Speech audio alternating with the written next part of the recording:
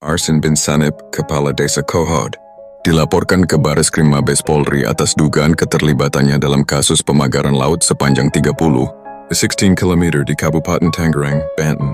Namun, identitas pihak yang melaporkan Arsin tidak disebutkan dalam sumber yang tersedia. Jika Arsin terbukti bersalah dalam kasus tersebut, hukuman yang akan dia terima tergantung pada pasal-pasal hukum yang dilanggar. Sebagai kepala desa, jika dia terlibat dalam pelanggaran hukum terkait pemagaran laut atau penyalahgunaan wewenang, berikut adalah kemungkinan hukuman yang dapat dikenakan. 1. Pelanggaran tugas dan wewenang kepala desa berdasarkan Undang-Undang Nomor 6 Tahun 2014 tentang Desa. Kepala desa yang terbukti menyalahgunakan wewenang bisa diberhentikan dari jabatannya dan menghadapi sanksi administrasi atau pidana. 2. Pelanggaran lingkungan hidup. Jika pemagaran laut melanggar Undang-Undang Nomor 32 Tahun 2009 tentang perlindungan dan pengelolaan lingkungan hidup, Arsin dapat dijerat dengan hukuman pidana berupa penjara paling lama 30 tahun, denda maksimal 30 miliar, trigan korupsi atau penyalahgunaan anggaran desa.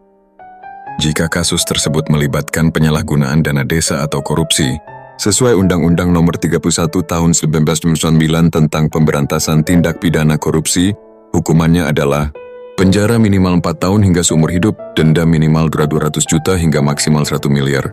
Pelanggaran pidana umum. Jika kasus ini termasuk ke dalam kategori penyerobotan lahan atau properti umum tanpa izin, dia bisa dijerat dengan KUHP Pasal 385 tentang penyerobotan lahan dengan ancaman penjara hingga 4 tahun.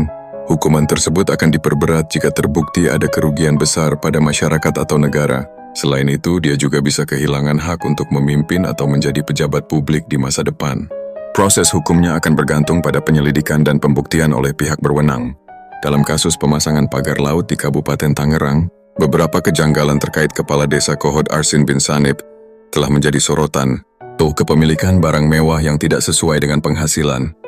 Arsin diketahui memiliki beberapa kendaraan mewah, termasuk Jeep Wrangler Rubicon dan Toyota Fortuner. Selain itu, ia pernah menggelar acara hajatan mewah selama 3 hari 3 malam pada Mei 2024, yang dinilai tidak sebanding dengan gaji resmi seorang kepala desa. 2. Dugaan keterlibatan dalam pemasangan pagar laut. Sebuah video yang beredar menunjukkan Arsin sedang meninjau dan mengarahkan pemasangan pagar laut dari bambu di kawasan pesisir pantai utara Kabupaten Tangerang. Meskipun Arsin mengklaim video tersebut diambil sebelum pemasangan pagar yang menjadi polemik, hal ini menimbulkan pertanyaan mengenai perannya dalam proyek tersebut. 3. Pemanggilan oleh Kejaksaan Agung.